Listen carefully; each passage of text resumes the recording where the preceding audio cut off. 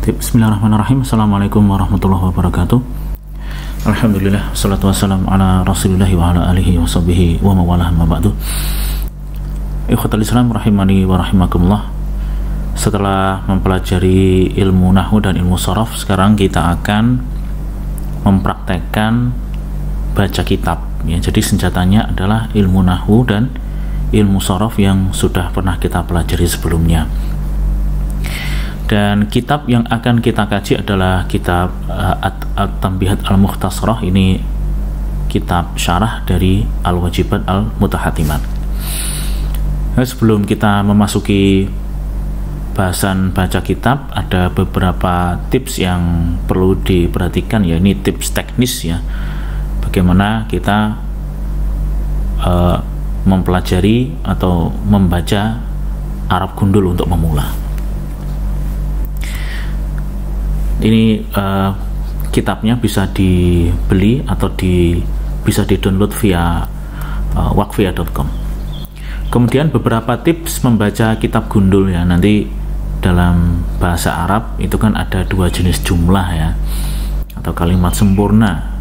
Nah, jumlah tersebut itu harus bisa kita temukan pola pokoknya ya, sehingga nanti dengan menemukan pola pokoknya kita akan mudah menentukan jabatan-jabatan yang lain. Ingat, jumlah ada dua, ada jumlah ismiyah dan jumlah fi'liyah. Kalau jumlah ismiyah itu mubtada khobar atau modifikasi dengan penambahan kana dan ina serta saudara-saudaranya. Kalau jumlah fi'liyah itu jumlah yang diawali oleh fi'il. Dia bisa fi'il maklum, kalau fi'il maklum tambah fa'il, kalau fi'il majhul ditambahkan naibul fa'il.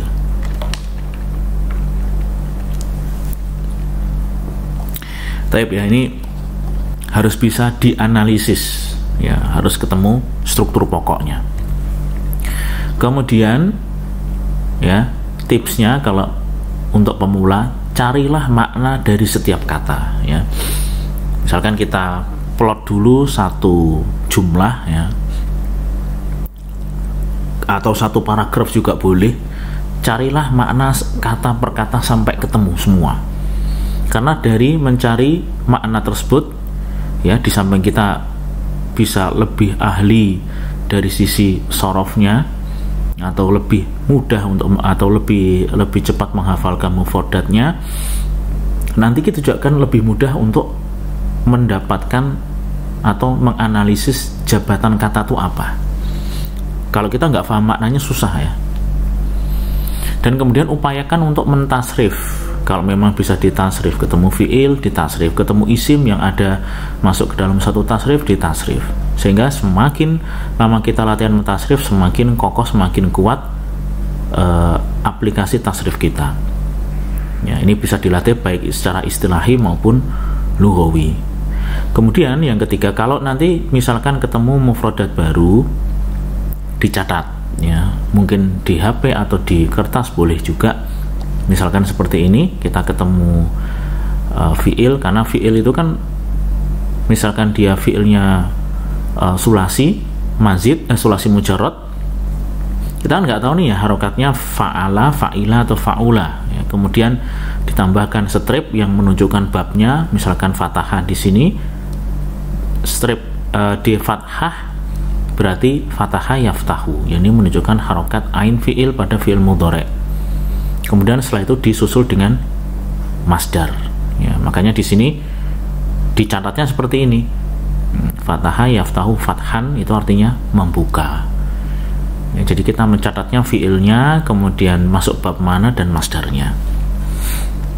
Kemudian yang keempat, rabalah arti jumlah, diperkirakan setelah ketemu nanti masing-masing makna katanya, kemudian diraba di setiap jumlah kalimat sempurna tersebut, sehingga membentuk arti, satu kesatuan arti yang dapat dipahami ya. Dari arti tersebut baru kemudian kita dapat plot satu persatu, ini kata ini jabatannya apa, kata ini jabatannya apa ya. Setelah ketemu jabatannya baru kemudian kita bisa menentukan i'rabnya apa, atau bentuk perubahan akhir katanya seperti apa. Kalau fa'il ya dia marfu', marfu bentuknya seperti apa tergantung. Kalau isim mufrad berarti dia dengan dhammah ya, dan seperti itu seterusnya.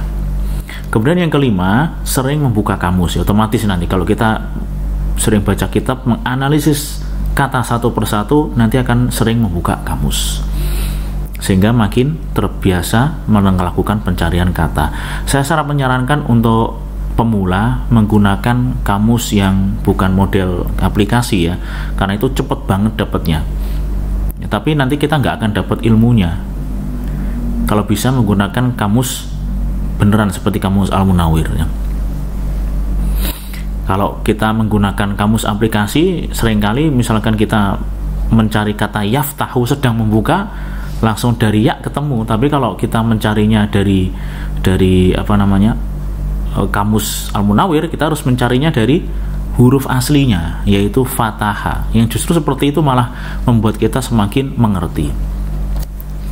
Tapi ya tidak ada masalah kalau misalkan kita kesulitan untuk mencari, kemudian kita cari dulu di kamus online, oh ternyata artinya seperti itu, kemudian kita lebih mudah, ya tidak ada masalah. Tapi tetap prioritas utama adalah menggunakan kamus offline. Tapi kemudian yang keenam, jangan ragu dan malu untuk melihat kembali materi terkait yang telah dipelajari sebelumnya ya. Maksudnya jangan minder ketemu temannya, kok dia ingat-ingat terus aku lupa-lupa ya. Wajar ya, lupa satu hal yang lumrah untuk manusia. Karena materi nahwu kita itu padat ya. Halaman demi halaman tuh harus ngerti dan harus hafal. Jadi wajar belajar di halaman 10, halaman 8-nya udah lupa gitu kan. Tapi untuk mengingat hal itu ya sering-sering kita baca kitab, kemudian kita rujuk lagi materinya. Nah ini insya Allah akan makin lama makin mudah dan ingat ya. Nggak ada masalah bukunya agak lecek, tapi kan leceknya gara-gara sering dibuka gitu ya. Kemudian yang ketujuh, mulai dengan kitab-kitab ringkas dan bahasanya mudah ya, sehingga kita bisa mencerna maksud penulis secara totalitas ya, bukan langsung membaca buku-buku yang tebal yang 10 jilid ya. Nah, baca buku 10 jilid baru ketemu satu paragraf aja sudah susah ya, seperti itu. Baca yang ringan-ringan dulu dan bahasanya mudah ya. Bahasa mudah nanti bisa dikonsultasikan ke ustadznya, kira-kira kitab apa yang mudah untuk digunakan belajar membaca kitab atau membaca Arab gundul. Tapi demikian yang bisa kita sampaikan. Subhanakallah wa bihamdik, asyhadu an la ilaha illa anta astaghfiruka wa atubu ilaik. Assalamualaikum warahmatullahi wabarakatuh.